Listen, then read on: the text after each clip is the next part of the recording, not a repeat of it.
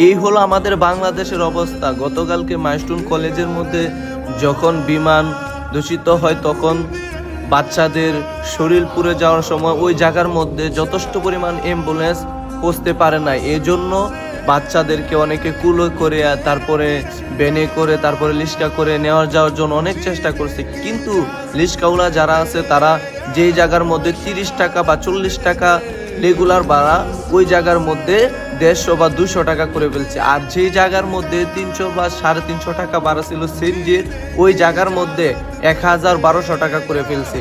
কোথায় আমাদের বাংলাদেশের মানুষের মন মানসিকতা?